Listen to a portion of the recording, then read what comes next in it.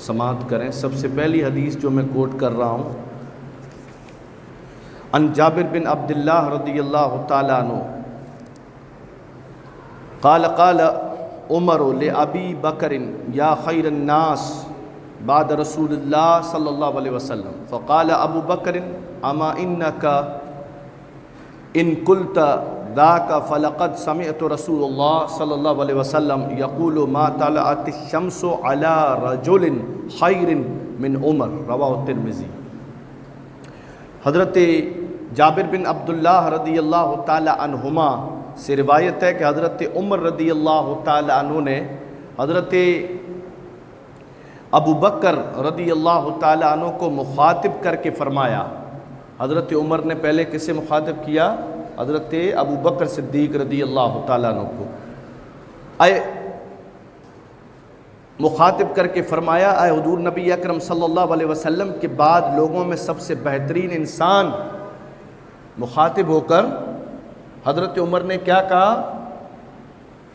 اے وہ شخص جو حضور کے بعد اس امت میں، اس مخلوق میں جو سب سے بہتر ہے اور سب سے اعلیٰ ہے۔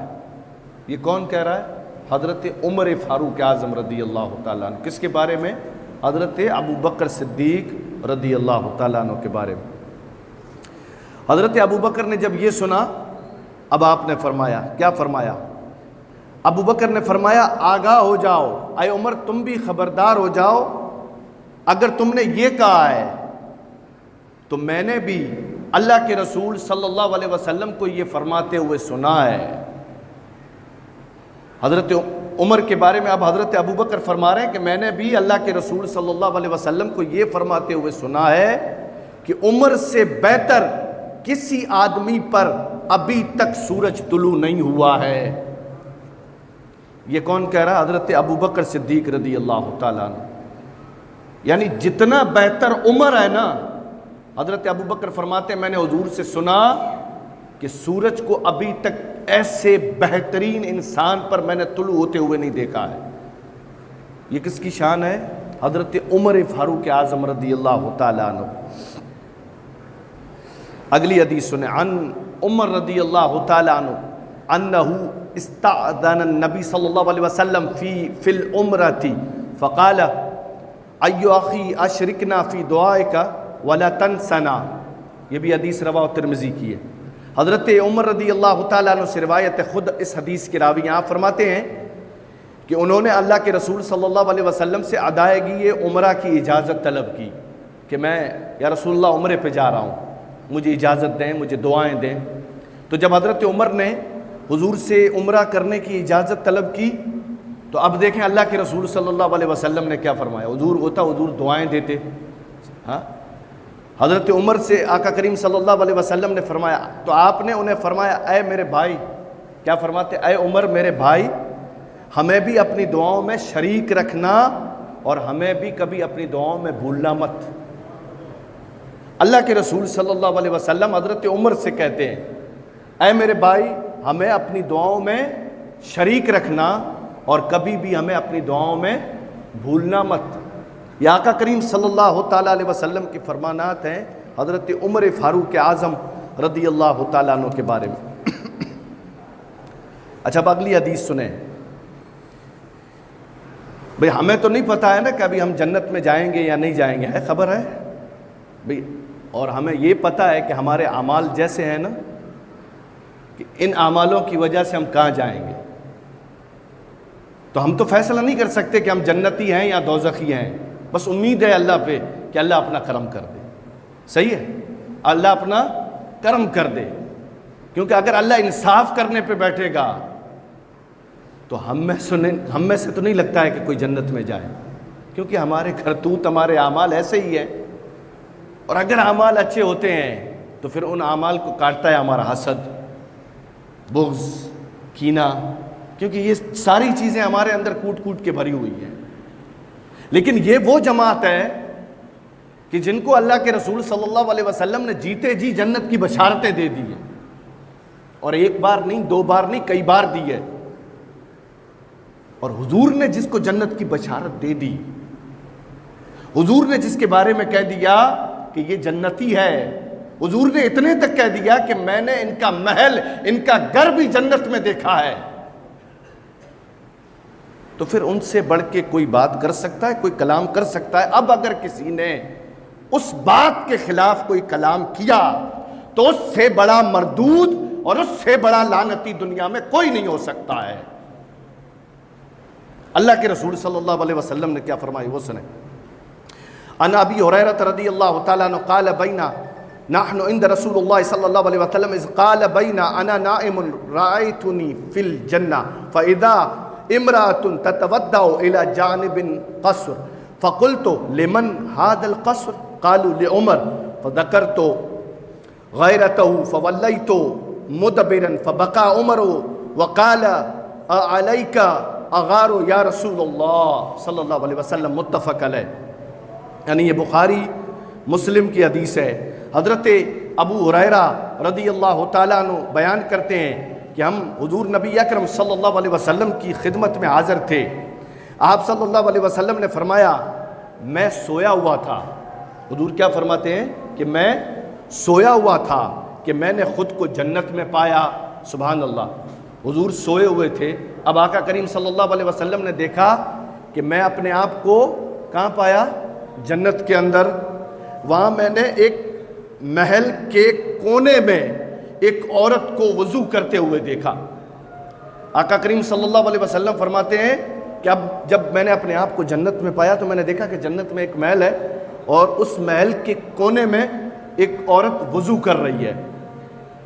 میں نے پوچھا اس عورت سے یہ محل کس کا ہے؟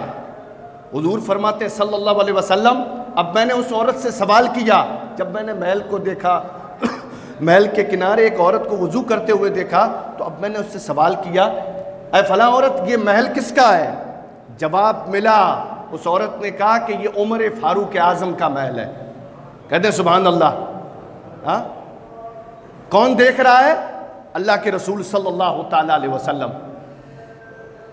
میں نے اندر جانے کا ارادہ کیا.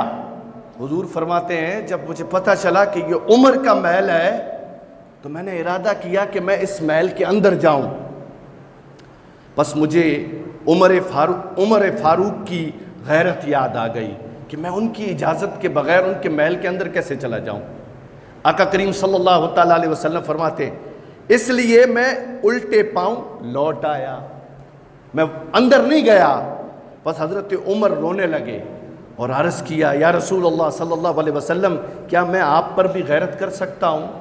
کیا آپ کو بھی اجازت کی ضرورت پڑ سکتی ہے؟ اس حدیث سے کیا پتہ چلا کہ اللہ کے رسول صلی اللہ علیہ وسلم نے صرف حضرت عمر کو بشارت نہیں دی ہے، حضور نے حضرت عمر کا جنت کا ٹھکانہ بھی بتا دیا ہے اور وہ محل بھی حضور دیکھ کر آئے ہیں جو محل اللہ نے حضرت عمر کے لیے بنایا ہے. درود پاک پڑھیں اللہم صلی علی سیدنا و نبینا و شفیعنا و حبیبنا و طبیبنا و قلوبنا و مولانا و ملجانا محمد و صحابہ و بارک وسلم صلی اللہ تعالی علیہ وسلم. اچھا اب حضرت علی رضی اللہ تعالیٰ عنہ سے سنیں حضرت عمر کے بارے میں آپ نے کیا فرمایا. ترمذی شریف کی حدیث ہے، ابن ماجہ، مسلم، بخاری میں حدیث موجود ہے. آپ فرماتے ہیں حضرت علی رضی اللہ تعالیٰ عنہ حضرت عمر رضی اللہ تعالیٰ عنہ سے کہتے ہیں اے عمر میں نے، یعنی اب حضرت ابو بکر صدیق ظاہری دنیا سے پردہ کر چکے ہیں، یہ خلافت ہے حضرت عمر فاروق اعظم کی. حضرت علی نے فرمایا میرا اللہ گواہ ہے اے عمر میں نے آپ سے بڑھ کر بہتر اور آپ سے بڑھ کر اعلیٰ اور آپ سے بڑھ کر شان والا ابھی اس روئے زمین پر کوئی بھی نہیں ہے. یہ حضرت علی رضی اللہ تعالیٰ عنہ کا قول ہے. حدیث کے الفاظ سنیں. حضرت جابر بن عبداللہ رضی اللہ تعالیٰ عنہ بیان کرتے ہیں کہ حضرت علی رضی اللہ تعالیٰ عنہ حضرت عمر رضی اللہ تعالیٰ عنہ کے پاس تشریف لائے اور وہ ایک چادر میں لپٹے ہوئے تھے. کون؟ حضرت عمر فاروق اعظم.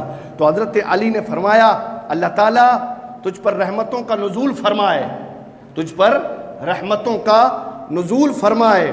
پھر فرمایا لوگوں میں سے کوئی بھی شخص میرے نزدیک اس چادر میں لپٹے ہوئے شخص سے زیادہ محبوب نہیں ہے.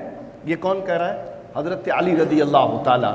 یہ جو آدمی ہے نا جو چادر میں لپٹا ہوا ہے، حضرت علی فرماتے ہیں اس سے زیادہ محبوب، اس سے زیادہ عزیز، اس سے زیادہ قریب میرے کوئی نہیں ہے۔ پھر فرماتے ہیں جو کچھ اللہ کے صحیفے یعنی قرآن پاک میں ہے وہ اسے اس شخص کی منشا کے مطابق نازل فرماتا ہے۔ سبحان اللہ۔ ایک خاصیت حضرت عمر کی یہ بھی ہے نا، کسی کو ملی ہے یہ خاصیت؟